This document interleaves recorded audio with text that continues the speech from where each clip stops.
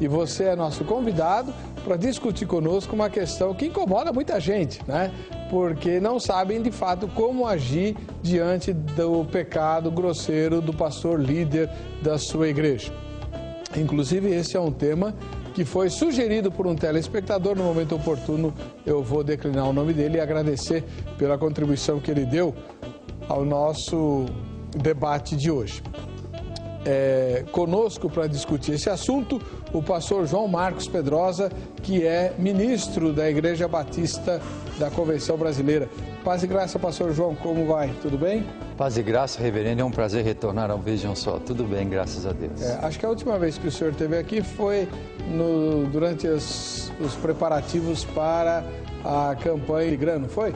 Justamente em novembro de 2008, quando nós coordenamos no estado de São Paulo para a denominação batista a campanha do Billy Graham chamada Minha Esperança Brasil. Faz um breve relatório do que foi essa campanha, deu certo, alcançou as expectativas? Havia uma expectativa muito maior da própria Associação Evangelística Billy Graham quanto aos resultados em termos de conversão nas diversas denominações pelo país afora. Mas o resultado foi mesmo assim muito positivo em muitas denominações e particularmente na denominação batista nós tivemos resultados muito expressivos de norte a sul, de leste a oeste, e creio que o nome do Senhor foi grandemente exaltado naquela ocasião. Que ano que foi isso, pastor? Foi em novembro de 2008. Novembro de 2008, Isto. Durante 3 dias, não é isso? Durante noites, em canais de televisão, acho que foi na Bandeirantes aqui em São Paulo. Rede né? Bandeirantes para todo o Brasil, nos dias 6, 7 e 8 de novembro, com pregações do pastor Billy Graham, seu filho Franklin Graham e um filme de caráter cristão e com testemunhos muito especiais de jogadores de futebol, atletas e formadores de opinião de um modo geral. Tem previsão para quando essa campanha vai se repetir, não? Há uma expectativa da Associação Billy Graham de que eles retornem ao Brasil para um festival. Em todos os lugares por onde passa o Minha Esperança, eles retornam para um festival que eles chamam de My Hope, ou seja, Minha Esperança. E esse festival está ligado à divulgação da boa música, e isso é muito importante, reverendo. Há um enfoque muito grande na área social, de maneira que a Associação Billy Graham tem o seu braço social e ela então faz doação de cadeiras de roda, objetos de um modo geral para a população carente. Provavelmente deve acontecer no próximo ano, talvez na cidade de Belo Horizonte. Muito obrigado. Bem, o pastor João Marcos Pedrosa, como disse, é ministro da Igreja Batista da Convenção, aqui no Convenção Brasileira, né? Nós estamos aguardando a chegada do outro convidado, o pastor Ismael Pereira, da Igreja Assembleia de Deus, Ministério Madureira. Não chegou e os telefones dele não estão atendendo. Então nós não sabemos o que está acontecendo com ele, mas a gente vai seguir com o programa, né? E caso o pastor Ismael realmente não chegue, você de casa vai ocupar o lugar dele aqui, né? Falando no lugar do pastor, dando a sua opinião. Afinal de contas, esse é um assunto que eu tenho certeza todo membro de igreja tem alguma coisa a dizer, né? E nós vamos começar assistindo a matéria que a repórter Carla Viana preparou, apresentando o assunto. Vejam só. Vocês são meus apóstolos. Em todos os tempos, a figura de um líder sempre esteve presente, tal como Moisés, Jesus e tantos outros, líderes do bem e do mal. Na igreja, o líder, na figura do pastor, conduz os membros ao caminho do bem através da verdade e do exemplo de vida. O pastor busca sempre a perfeição, a pureza e o amor, elementos imprescindíveis, mas que nem sempre estão presentes na vida do ser humano. E quando a vida do ungido de Deus, o pastor, deixa de ser um exemplo? O pastor Cláudio, da Igreja Cristã do Verbo de Deus, viveu uma fase de declínio em seu ministério.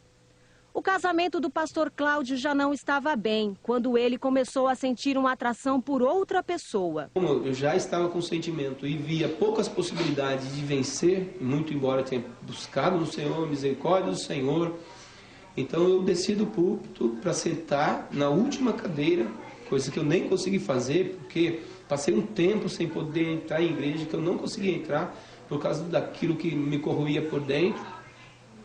Então foi onde o meu ministério acabou ruindo, né? E o meu casamento também, infelizmente, ele acabou falindo. Eu não queria que meu casamento acabasse, de maneira alguma. Eu batalhei, sim. É como se um viciado por drogas. Eu não conseguia ficar sem. Sabia que não era, que não pode viver aquilo. Mas eu não conseguia deixar de viver. Porque eu estava perdidamente apaixonado. Era um sentimento que era mais forte do que eu. A resposta da maioria dos membros da igreja do pastor Cláudio foi imediata. Desde então, eu passei a viver uma rejeição até compreensível por parte dos membros, que muitos deixaram o ministério. Cumpre-se a palavra, ferindo o pastor, as ovelhas se espalharão. Vários membros saíram, membros importantes saíram da igreja, músicos saíram da igreja. Pessoas assim que nós contávamos a obra saíram. Reconhecer o erro e arcar com as consequências. Hoje, reconquistar a confiança e a credibilidade como pastor não tem sido fácil para Cláudio. Onde eu ando, nós temos cristãos daquela época, nós temos os membros que saíram, que não são capazes de me perdoar pelo que infelizmente aconteceu. Então, sempre quando algumas pessoas sabem que alguém aceitou Jesus, está congregando no ministério onde eu sou pastor, essas pessoas vão lá para levantar o meu passado. Então eu digo, até hoje é difícil. Há pastores aqui em Pirituba que na ovelha nos visitem. Por quê? Porque é o pastor que caiu. Como ungido de Deus, o pastor conta que hoje procura conduzir seu ministério de cabeça erguida. Teve tempo que eu baixava o meu olhar, porque via que as pessoas me rejeitavam. Hoje não. Hoje eu não encaro assim. Se alguém quiser fugir do olhar, que ele fuja do olhar. Porque não adianta eu fugir do olhar do homem, estou debaixo do olhar de Deus. E Deus, ele não mudou na minha vida, porque a Bíblia diz que ele não muda. E eu creio ainda nas misericórdias dele. E creio que os dons dele são sem arrependimento. Muito bem. O programa de hoje, né, você que sintonizou depois do início do programa Vejam Só, agora nós estamos num horário diferente, né? Começamos logo depois do programa eleitoral obrigatório, né, do horário eleitoral obrigatório, portanto, às 21h20 entra o programa Vejam Só no ar. Vai ser sempre assim até o final do horário eleitoral. O tema de hoje é: como devem proceder os crentes cujo pastor caiu em pecado grosseiro? Afinal, ele é ungido do Senhor. Né? O pastor, nós estamos falando do pastor líder, né? Quando ele cai em pecado grosseiro, como é que os crentes devem proceder?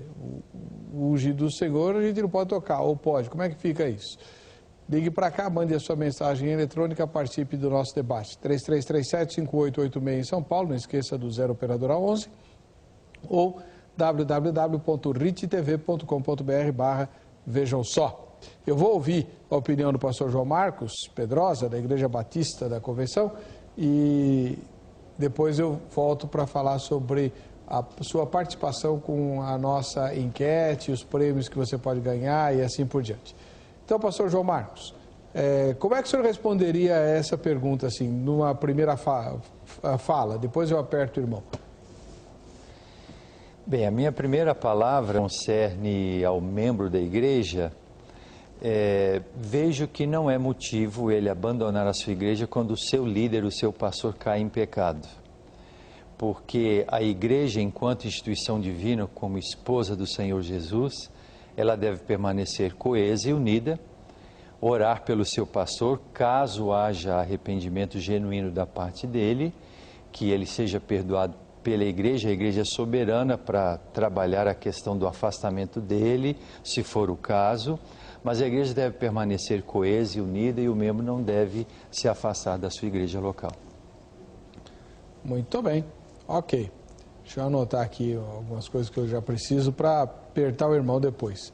Como eu disse, né, o segundo convidado, que é um pastor da Igreja Assembleia de Deus Ministério Madureira, pastor Ismael Pereira, ele não chegou ainda aos nossos estudos. Nosso programa é ao vivo, né, e ele não chegou e os dele não atendem.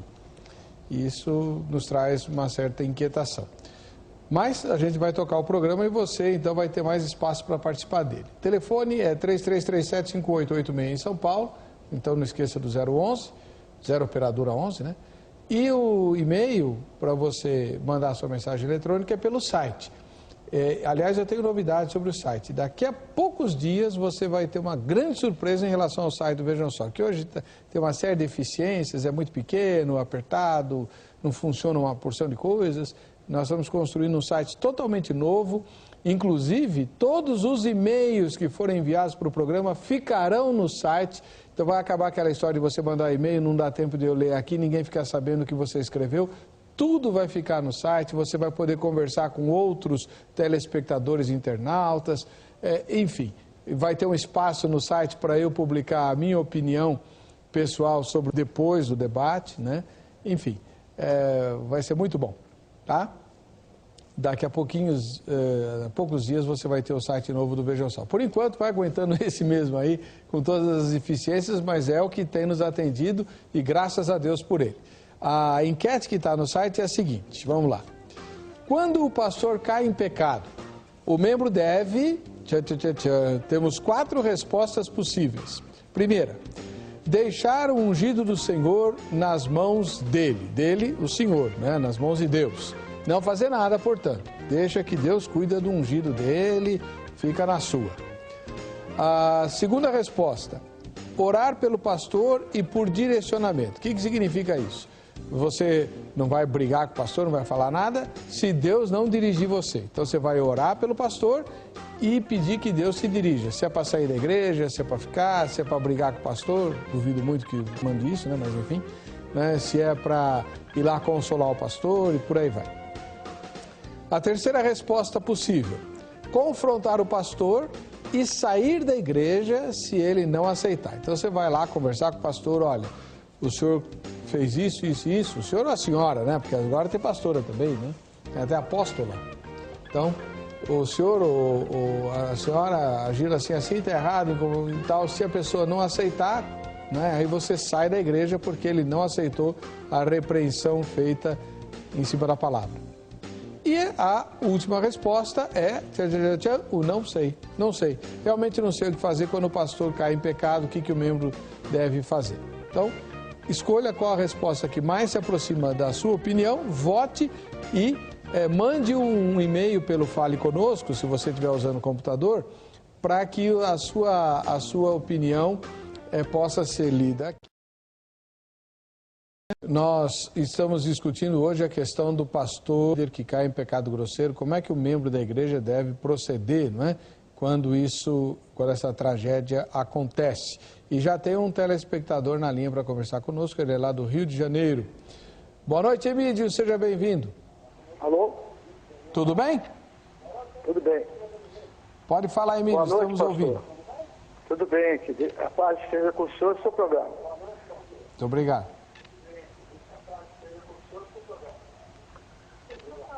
Pastor, eu entendo da seguinte forma, o membro da igreja deve se dirigir, em primeiro lugar, orar pela sua igreja e pelo seu pastor, mas orar e jejuar, porque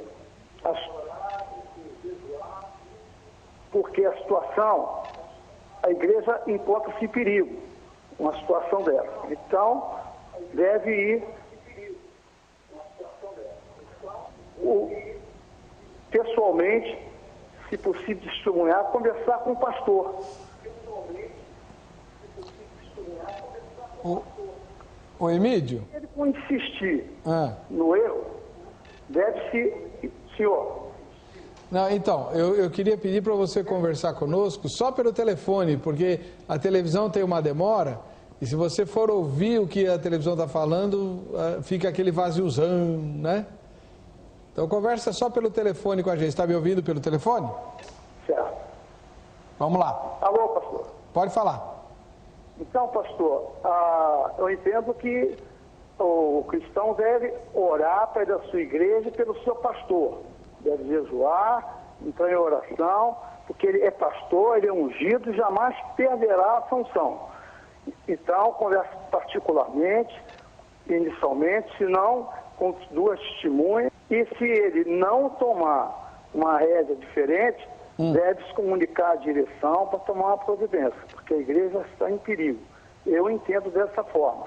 Mas primeiro, respeitosamente, devemos respeitar o nosso pastor e sempre orar por ele para que possamos estar também protegidos, porque ele é o líder da nossa denominação e não foi colocado ali não, ele foi colocado por Deus. Ele jamais perderá a unção dele. Então essa é a minha opinião, pastor. Tá ótimo. Muito obrigado, Emílio, que Deus te abençoe. Fica na paz. Então, pastor João Marcos, o senhor hoje vai ser o convidado único, né? Porque o pastor Ismael não veio, nós não sabemos o que aconteceu com ele, né? Estamos até preocupados com isso, mas os telefones dele não atendem. Na sua palavra inicial, pastor, o senhor falou bem como o pastor Batista, né? Porque assim, o senhor falou, a igreja tem soberania para lidar com o pastor.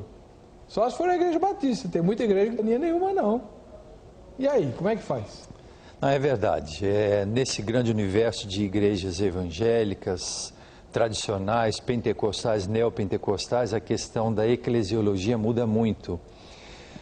Reverendo, só para pontuar a questão no caso da denominação batista, nós temos uma entidade que é a Ordem dos Pastores Batistas do Brasil. Tem um código de ética que já prevê os casos quando o pastor cai em pecado, e ele então é submetido a esta comissão de ética da nossa denominação, particularmente a Ordem dos Pastores, para que seja feita dentro de uma gradação que punição ele deverá receber. E aí essa comissão remete à igreja local, que tem a sua autonomia, a sua soberania, mas via de regra a igreja acaba acatando a orientação da Ordem dos Pastores. Quanto às demais denominações, eu entendo que elas devem procurar com muita acurácia, ou seja, com muito cuidado, o que as Escrituras dizem a respeito. Interessante notar aquilo que João escreve na sua 3ª Epístola Universal, quando houve um problema com Diótrefes, que era um líder. Ele se negava a receber os cristãos, os líderes, quando passavam pela sua igreja. Por muito menos do que isso, João foi muito categórico dizendo que ele deveria ser punido por conta dessa atitude dele. Então, quando é um pecado grosseiro, certamente cada denominação deverá procurar a sua liderança. E interessante a ponderação feita agora há pouco por um dos nossos telespectadores, de que deve caminhar na direção de recuperar esse pastor que, com humildade, deve reconhecer o seu erro. Obviamente, reverendo Heber Cocarelli, há determinados erros realmente grosseiros que têm uma dimensão social muito grave, muito difícil. Eu diria até que incontornável. Nesse caso, o pastor, ele mesmo, dirigido pelo Espírito Santo de Deus, ele deve compreender a sua situação e ele deve se ausentar da liderança daquela igreja. Definitivamente? Eu responderia trazendo à nossa memória um exemplo bíblico. A Bíblia diz que Davi era um rei muito bem sucedido, homem segundo o coração de Deus. Interessante, né? Produziu um salmo que é considerado uma joia preciosa do ponto de vista literário, mas também do ponto de vista da perspectiva de Deus, chamando o Deus eterno, o Senhor, como nosso pastor, o Salmo 23 tão conhecido. E Davi, no momento de tentação, de que ele cedeu a sua carnalidade, ele deseja lá do seu palácio real a mulher de Urias, Batseba. Ele é o responsável pelo falecimento do seu grande general Urias, e ele então toma para si Batseba e tem um filho com ela, que morre no 8º dia como uma intervenção direta de Deus que já puniu Davi por intermédio da perda dessa criança, justamente no 8º dia, quando era o dia em que a criança deveria ser circuncidada de acordo com o preceito judaico. Mas a palavra de Deus nos diz que ele se arrependeu amargamente. O Salmo de número 51 é designativo disso: pequei, contra ti somente pequei.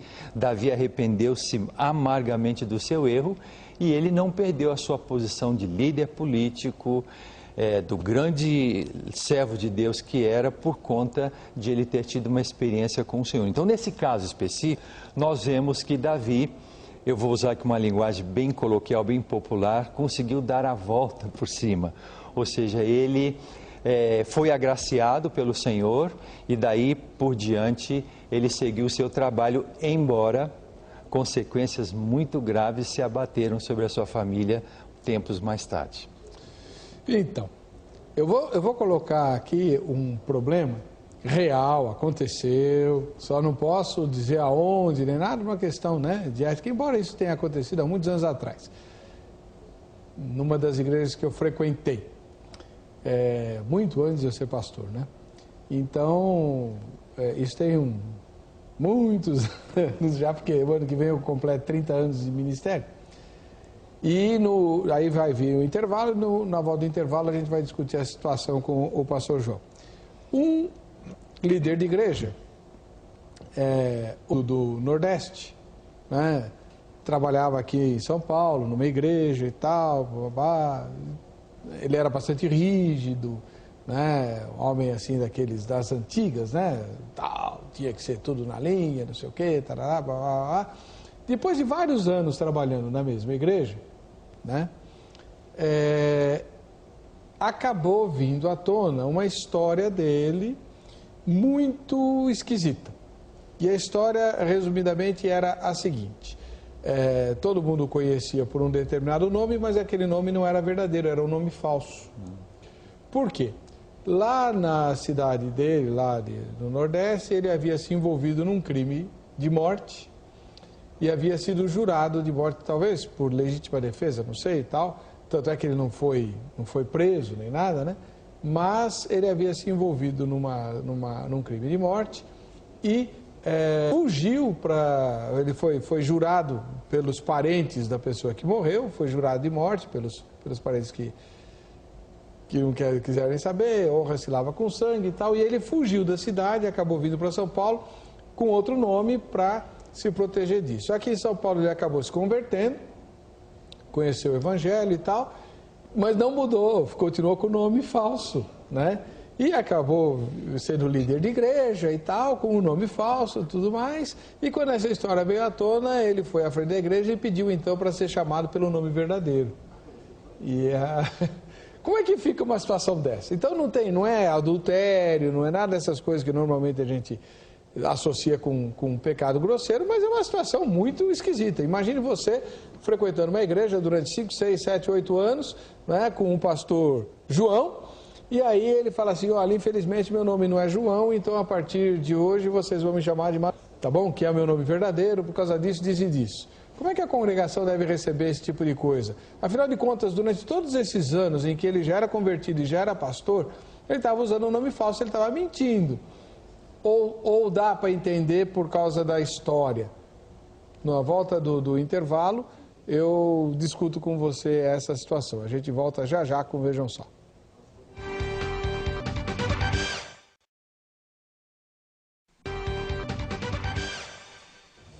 Voltando com o programa Vejam Só. O tema de hoje, muito delicado, né? Que fala do pecado do pastor. Foi sugerido pelo telespectador Carlos Átila, de Rio Branco, no Acre. E ele dá um presente de gratidão aqui do programa, né? Que é justamente o Novo Testamento com Salmos e Provérbios, né? Na versão King James em português. Sempre tem que explicar isso aqui. É uma edição de estudo recheadíssima de notas de rodapé, né? Realmente uma coisa primorosa. E essa versão King James é o nome, né, que a editora Abba, né, a Abba Press, deu para uma versão em português, homenageando a mais conhecida e tradicional versão bíblica inglesa, né? Por isso chama King James, mas é em português, uma versão em português, tá?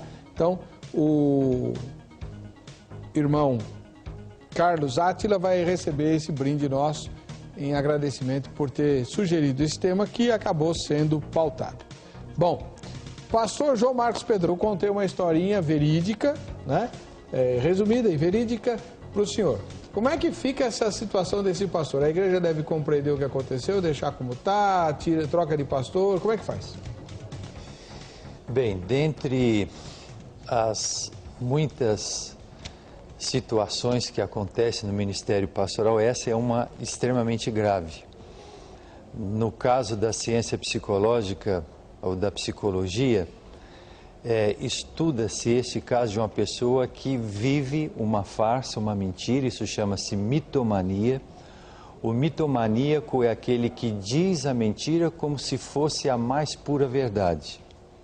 Então já é um componente, um complicador até de natureza psicológica, até mesmo com desajustes de equacionamento social muito grave. No que diz respeito ao ensino bíblico, é interessante notar o seguinte, que fala que o diabo é o pai da mentira.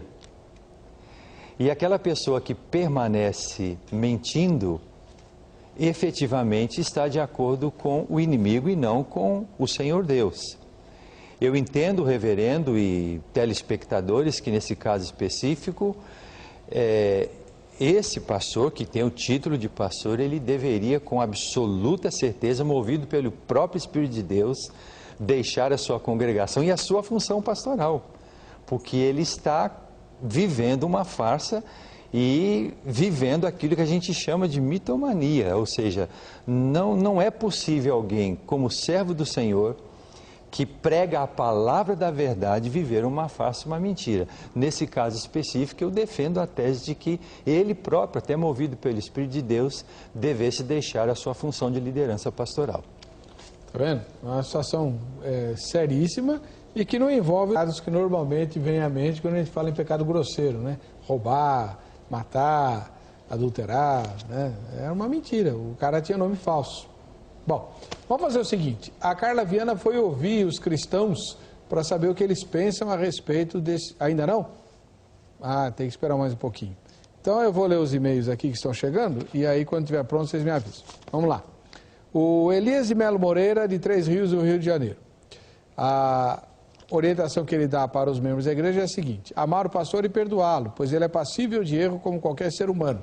Quanto a este que cometeu o erro grosseiro, quer dizer, em relação ao pastor, este deve assumir a culpa e confessar perante a igreja e se sujeitar ao afastamento por período indeterminado por se tratar de um líder da igreja. Ele tem que confessar o pecado para a igreja? Eu não sei se esta regra se aplica a todas as situações. Este pecado envolve terceiros, particularmente membros da comunidade local, da igreja local, ou pessoas envolvidas direto ou indiretamente com a igreja. Eu entendo, reverendo, que nesse caso o pastor deve sim manifestar-se diante da igreja e pedir perdão. Há determinados erros, determinados pecados que são mais de natureza de foro íntimo, não que deixe de ser grave por conta disso, mas que não deve ser levado a público porque a única pessoa que se beneficiará disso, em termos de escândalo, é o inimigo das nossas almas, a saber, Satanás. Então há pecado, ou melhor, há situação para a qual não há necessidade de tornar-se isso público. Essa é a minha ponderação, a minha opinião. Eu concordo plenamente. A gente tem que agir com ponderação para que o mal seja debelado, né? Então, por exemplo, vamos pegar um exemplo concreto aqui para o telespectador entender. Vamos imaginar que você tem um pastor que esteja lutando de maneira muito severa contra a tentação homossexual. Ele casou, ele teve filhos, mas ele tem uma tentação homossexual muito forte. Ninguém sabe disso.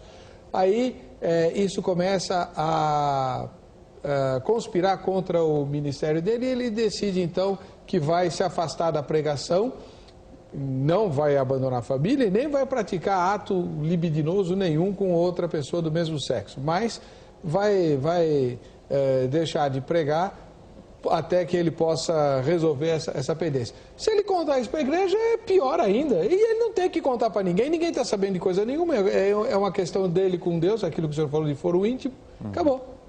Não é verdade? Olha, Agora, se ele se envolver com outra pessoa do mesmo sexo da igreja, mais gente vai estar sabendo. Né?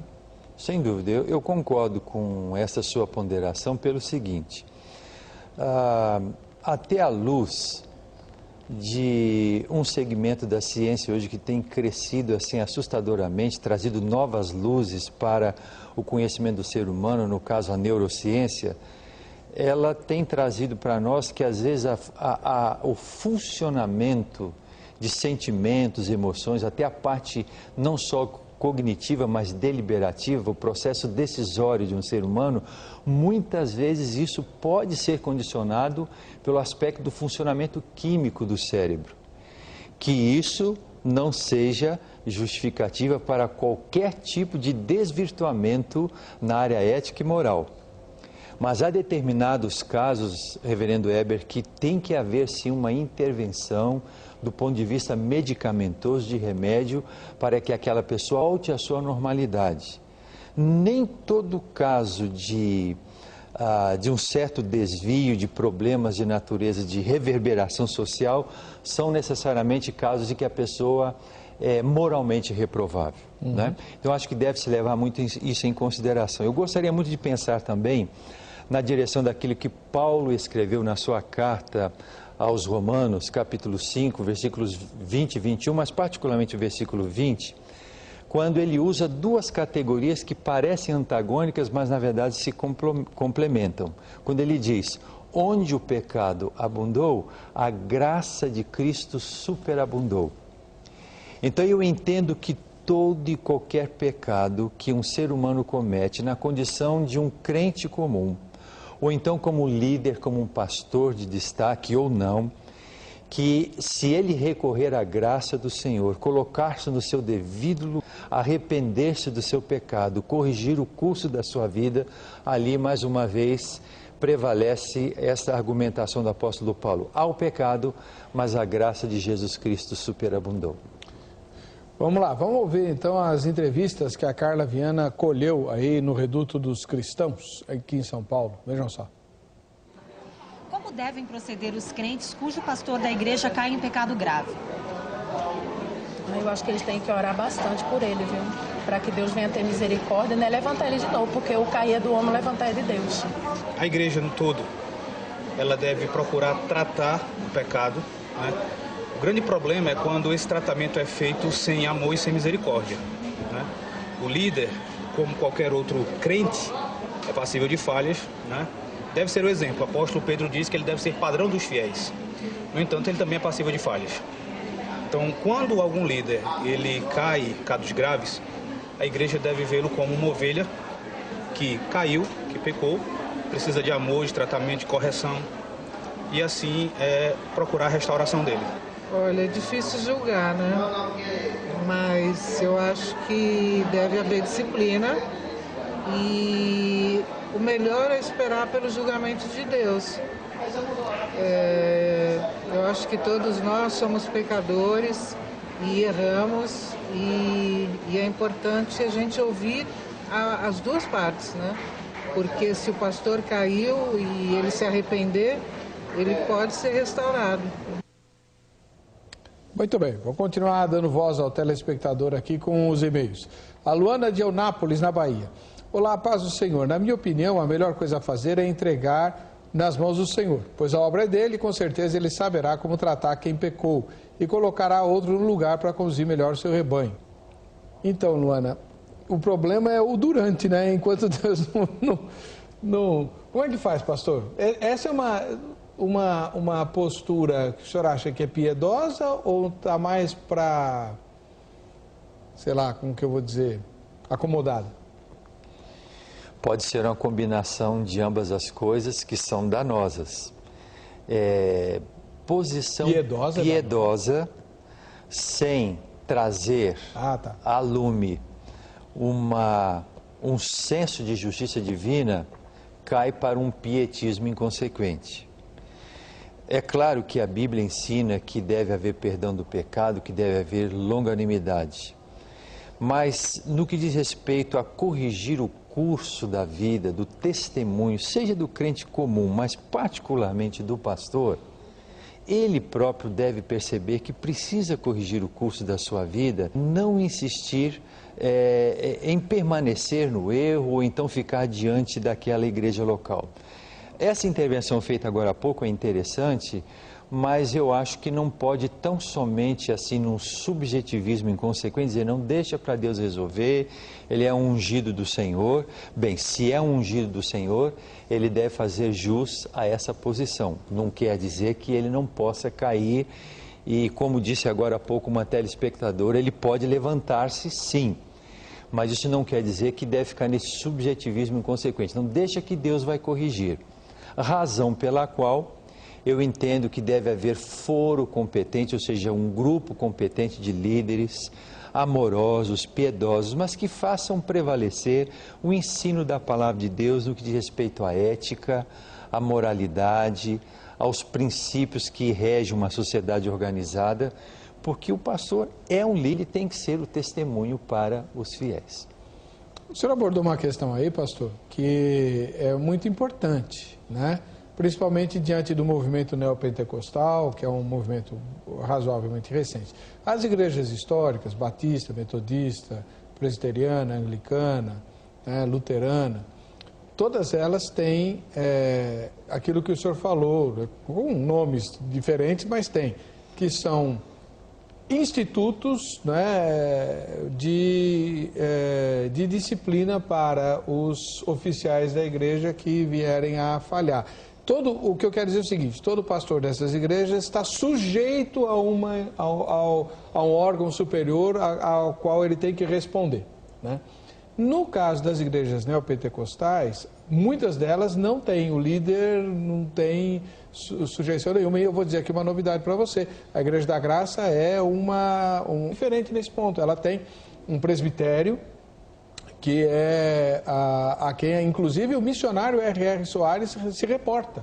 Ele é o fundador da igreja, não é o presidente da igreja, tem outro pastor, né, o pastor Lauro, lá do Rio de Janeiro, lá de Niterói, ele é o presidente da Igreja da Graça, e não é o missionário, né, e o missionário se reporta a esse presbitério. É uma coisa que eu como presbiteriano independente, admiro, né, muito, porque não é comum nos movimentos neopentecostais o pastor se sujeitar a ninguém. Ele se julga apenas, ele deve satisfação só a Deus. Isso, como é que o senhor vê isso? A exemplo do missionário R.R. Soares, que entende que toda autoridade, na verdade, deve estar debaixo de outra autoridade. Claro que todos estamos debaixo da autoridade suprema, soberana de Deus. Mas todo líder deve estar consciente de que, como líder e autoridade que é, ele deve submeter-se à mentoria espiritual de alguém e ficar debaixo da autoridade de alguém. Isso é importante do ponto de vista de a pessoa humilhar-se a si mesma diante do Senhor. E com muito carinho, com muito amor, com temor e tremor diante de Deus, reverendo Cocarelli, eu gostaria de dar uma palavra agora bem focada aos grupos neopentecostais. Que os irmãos sempre tenham como única regra de fé e prática a Bíblia, a palavra de Deus, para que não se desenvolva nos grupos neopentecostais lideranças muito personalistas, ou seja, que o líder daquela comunidade, às vezes uma igreja totalmente independente, em que o que ele diz, o que ele fala é lei, às vezes do ponto de vista emocional, psicológico, acima das escrituras sagradas. Então é muito importante que os nossos irmãos neopentecostais ponderem sobre isso. Toda liderança deve ser exercida com humildade, para que o líder diminua a semelhança de João Batista e Jesus Cristo cresça. Liderança personalista não serve para nenhuma igreja e muito menos para a esfera política da nossa cidade, do nosso estado, do nosso país. O Senhor Supremo, soberano, inquestionável, somente Jesus Cristo. Isso me lembra um caso de alguns anos que voltou no começo desse ano, né? Não sei porquê, mas uma denominação aí, por causa do líder, dono, né?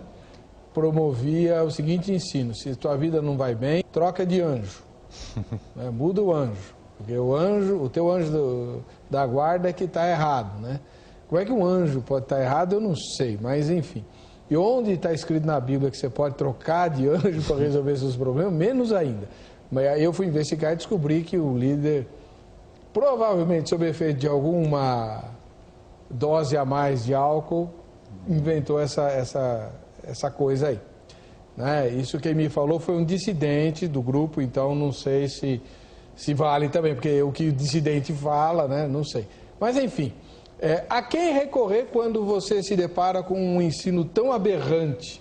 Não tem, porque não tem, o líder não está submisso a ninguém, né? E a Bíblia fala, sujeitai-vos uns aos outros no temor de Cristo. Então, se houver uma sujeição mútua, né, aí as coisas andam melhor. Bom, eu estou falando muito hoje porque o convidado, né, o pastor Ismael, não chegou. E por isso que o programa está meio assim, difícil. Vamos lá. O Edson de Salvador, na Bahia.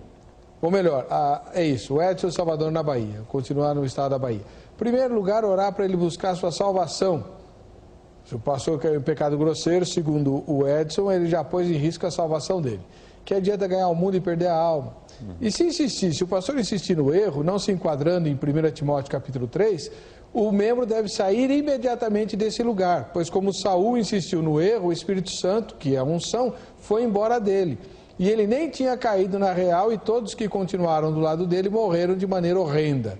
Então eu pedi a direção de Deus e ir para outro ministério. A placa da igreja não salva ninguém, como um cego pode guiar outras pessoas? Depois eu quero discutir essa questão de sair da igreja. O Tarcílio de Bento Gonçalves, no Rio Grande do Sul. Como devem proceder os crentes cujo pastor caiu em pecado grosseiro? O procedimento diante de uma situação dessas deve ser tratado como se trata com os seres humanos em geral. É claro, como o pastor é um ser humano sujeito a todas as tentações, problemas e sofrimentos, dores, fracassos financeiros, passando por provas como todos os terráqueos passam, afinal ele não é um privilegiado por Deus. Em primeiro lugar, ele não foi ungido pelo Senhor, né? Ungido pelos homens mesmo. É um ser imperfeito, em vias de perfeição, depende de sua vontade, mas como tal ele sofre todas as consequências do mundo terreno. Por isso deverá ser perdoado. Mas ele deverá tomar cuidado para não cair outra vez. Deve ser uma pessoa mais humilde. Abraços. Quando a gente fala que o pastor é ungido do Senhor, quem ungiu? Foram os homens ou foi Deus, pastor? Muito boa ponderação. Primeiro, a unção tem que vir da parte de Deus, como sendo uma prova cabal de que ele realmente é um vocacionado do Senhor. Sendo um vocacionado do Senhor, ele fará de tudo para jamais ser objeto de escândalo a partir, reverendo, da sua própria casa. O pastor, o líder tem que ser exemplo a partir da sua própria casa. Isso é muito relevante de se pontuar, de se ressaltar. E o ungido do Senhor tem que ter um sequenciamento de coerência entre aquilo que ele crê, aquilo que ele prega, aquilo que ele vivencia, porque a graça do Senhor Jesus Cristo nos permite sequenciar a vida de forma tal que nós não venhamos a ser escândalo para o Evangelho. Com relação ao ato formal, objetivo, não é, de um cristão passar a condição de pastor, ser ordenado ao pastorado por um colegiado de pastor, presbíteros, não é? É apenas o reconhecimento na sua comunidade local ou pelos líderes da sua denominação, que é uma pessoa de probidade, de conhecimento da palavra de Deus, e ele então recebe esse investimento público. Mas essa investidura necessariamente tem que vir da parte de Deus. Eu queria só ponderar uma outra coisa. Sobre a participação agora há pouco por e-mail, de que o pastor, no caso, perdeu a sua salvação. Na verdade, não se pode perder a salvação. A pergunta de caráter normativo é a seguinte: como é que se pode perder algo que ainda na verdade não se tem? Porque Jesus Cristo diz que Ele dá a vida eterna para as suas ovelhas e ninguém as arrebatará de sua mão. A pergunta é essa: a pessoa foi necessariamente salva? Ela realmente teve uma experiência de conversão a Jesus como seu Salvador? Ou foi apenas uma experiência emocional? Então isso é muito importante, reverendo, porque ninguém herda o reino dos céus mediante a fé em Jesus Cristo, porque é pastor, porque é líder religioso. Eu ou qualquer outro pastor que disser que vai para o céu porque é pastor, já está no inferno. Porque não é o título pastoral, e sim a fé exclusiva em Cristo Jesus como único e bastante Salvador. O Francisco Pedrosa, de Paulistânia, no Piauí, tem o mesmo sobrenome que o senhor, hein? Graça e paz. Bom, já sou sócio do programa. Gostaria que os convidados fizessem comentários sobre minhas colocações. Somos todos ungidos, não existe liderança espiritual. Somos pecadores, somos todos iguais, somos irmãos, né? Segundo Mateus 23:8. Nesse contexto, Cristo está falando dos fariseus que se achavam superiores ou mais espirituais que os outros. O pastor peca porque é pecador, como qualquer um. Portanto, assim como por um só homem entrou o pecado no mundo e pelo pecado a morte, assim também a morte passou a todos os homens, porque todos pecaram. Como devemos agir? Como os fariseus, que acusaram, essa mulher foi pega em adultério, ou como Cristo? Claro que um discípulo de Cristo jamais vai julgar a quem quer que seja, pastor ou não. Cristo morreu por todos, ele amou o mundo, ou seja, todas as pessoas. Por culpa da religião, sem dúvida, alguém diria, foi o diabo, foi o espírito maligno que fez isso, esse nunca foi pastor. Bom, muito obrigado. Aí, Francisco, eu sou franco para dizer para você que eu não entendi direito qual é o seu ponto de vista, o senhor entendeu? Foi um pouco genérico, né? Mas em princípio eu acho interessante uma ponderação feita pelo Francisco, quando ele fala que todos somos ministros de Deus, e deve ser assim mesmo. Isso nos reporta a um dos chamados princípios formais da Reforma Protestante, lá de 1517, com Martinho, que ele defendia o sacerdócio universal dos crentes. Isso é muito relevante, reverendo, porque realmente, volto a repetir, não dá lugar para a liderança personalista diante das igrejas. Isso é verdade, cada crente pode vir a ser realmente um líder de destaque, cada crente é um evangelista, cada crente é um missionário, e ele ministra a alguém alguma coisa da palavra de Deus. Nesse sentido, ele é ministro do Senhor. Mas, lá em Hebreus, por exemplo, está escrito que os crentes deveriam levar os seus pastores ou guias, como diz a outra versão, né, em consideração, porque eles velam pelas almas, né? O apóstolo Paulo fala que o presbítero que ensina deve receber dupla honra. Não existe aí uma questão que diferencie de algum modo? Não dá pelo menos mais responsabilidade ao pastor diante de Deus? Sem dúvida. Mas essas duas realidades não são excludentes. Uma complementa a outra. A primeira realidade, todo crente precisa ter autoridade no Espírito Santo de Deus para ministrar algo a alguém com base na palavra de Deus.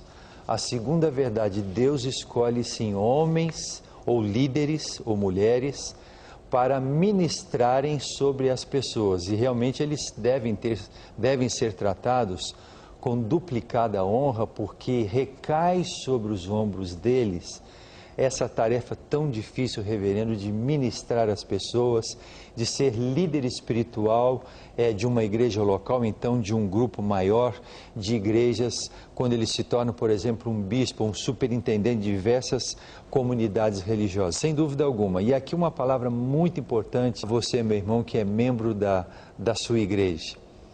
Tenha o seu pastor em duplicada honra. Ore pelo seu pastor. Ame o seu pastor. Ore pela família do pastor. Porque ele, tendo uma chamada genuína para o ministério pastoral, para desenvolver essa liderança conforme o ensino do Novo Testamento, ele deve sim ser respeitado pelo amado irmão e assim ele desenvolver sua atividade não com dores, como diz na carta aos Hebreus. O Alexandre Lima, de Caruaru, em Pernambuco. Olha, todos nós estamos sujeitos a errar. Não é que uma pessoa que é pastor, que ela nunca vá dar um passo fora. Não estou fazendo apologia ao pecado, ele diz. Não devemos errar, mas por estarmos renovando a mente, ainda erramos. Se o pastor errou, temos que perdoar. Sim, independentemente do que ele fez, Agora, se queremos continuar com ele, é outra coisa. É uma questão de decisão, pois certo homem de Deus falou algo muito importante. Se um cristão não está conformado com seu pastor, de algo que aconteceu ou algo que está errado, ou ele fica na igreja calado, ou ele procura outra igreja. Devemos respeitá-lo, pois o pastor foi constituído por Deus, ungido por Deus, e devemos honrar as autoridades constituídas por Deus. Fiquem na paz e que Deus lhes dê sabedoria mais e mais a cada dia, para que vocês continuem fazendo o ótimo trabalho que estão fazendo.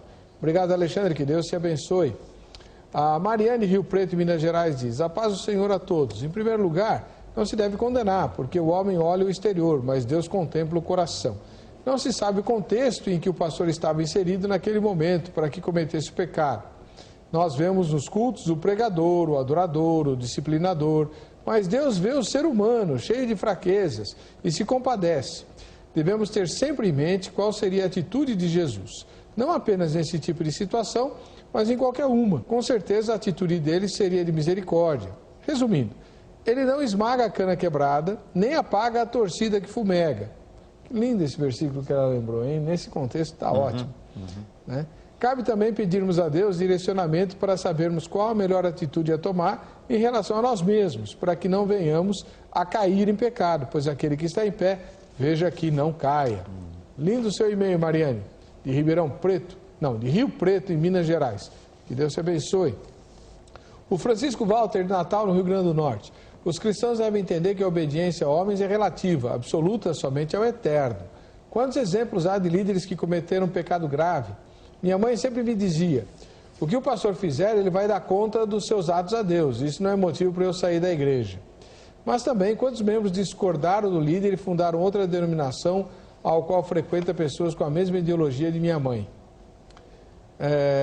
Marcos Pena, de Muriaé, em Minas Gerais. A paz do Senhor, pastor Eber, admiro muito o seu ministério. Obrigado, irmão. Aqui em minha cidade tinha um pastor super rígido, proibia os membros de tudo, inclusive de assistir TV. Posteriormente descobriu-se que ele estava em adultério e ele disciplinado e não voltou para a igreja até hoje. Eu penso que isso é que tem que se fazer, disciplinar o pastor como qualquer outro, pois ele tem que dar o exemplo para as suas ovelhas. Esse negócio de ser muito rígido ou implicante sempre mostra que tem alguma coisa errada, né, pastor? Pode fuçar que você vai achar. Não deve fuçar, mas enfim. Toda pessoa, mesmo de igreja, que implica com tudo, pastor que é muito... Olha... Rodrigo Sevilha, da capital de São Paulo. Gosto muito daquela passagem onde diz: examine-se o homem a si mesmo. Creio que só vou dar conta dos meus erros e creio realmente na misericórdia. Devemos procurar não pecar, que já é bem difícil. Agora, vigiar se o outro peca ou não, mesmo sendo meu. O que faço e posso fazer é pedir por ele. Agora, julgar jamais, muito menos apontar o dedo. Devemos orar, pois creio que Deus trará a ele a consciência do seu erro. Agora, sinceramente, percebo muitos dos nossos irmãos fiscalizando se o líder peca ou não. Mas fato é que é mais fácil falar do cisco no olho do irmão do que tirar a trave do meu olho. Quero participar do sorteio. Com certeza, irmão, já está participando. Quanto tempo eu tenho, Ana? Marco Antônio Nunes da Silva, de Manaus, Amazonas. Bem, primeiro devemos lembrar que pastor também é ser humano. E como todo ser humano, ele é pecador e tem fraquezas pecaminosas como qualquer ser humano. Segundo, a unção não produz imunização contra o pecado. Basta lembrarmos de Saul. Terceiro, a unção significa que o pastor foi separado para um serviço eclesiástico, diferenciado, e o Espírito Santo o qualifica de modo especial para a prestação de tal serviço. Quarto, infelizmente o pastor é uma figura representativa de Deus e ele precisa ser afastado imediatamente das funções eclesiásticas para ser tratado de suas feridas. Quinto, não acredito que o pastor precise ser excluído do rol de membros da igreja, como fazem muitas denominações, pois afastá-lo de funções já é uma forma disciplinar para frear o pecado e fazer o pastor cair em si. Sexto, a exclusão só deve acontecer após ser cumprido o mandamento de Jesus registrado no capítulo 18 de Mateus, e serem feitos todos os esforços para salvar o pastor, pois, apesar de ser pastor, ele é homem sujeito a todas as fraquezas pecaminosas. E quanto tempo leva esse processo de resgate? Não sei. Mas quanto tempo Deus trabalhou com Lúcifer antes dele ser expulso do céu? Oh, misericórdia, irmão. Não. Para encerrar, excluir um membro do rol da igreja é excluí-lo do céu. O que for ligado na terra será ligado no céu, e o que for desligado na terra será desligado no céu. Embora a igreja tenha essa autoridade dada por Cristo, ela não tem o direito de fechar a porta do céu. Bem, essa é uma questão que a gente vai discutir aqui porque a Igreja Reformada não tem essa posição de que a Igreja corta ninguém do céu. E amanhã a gente volta com mais um Veja o Céu.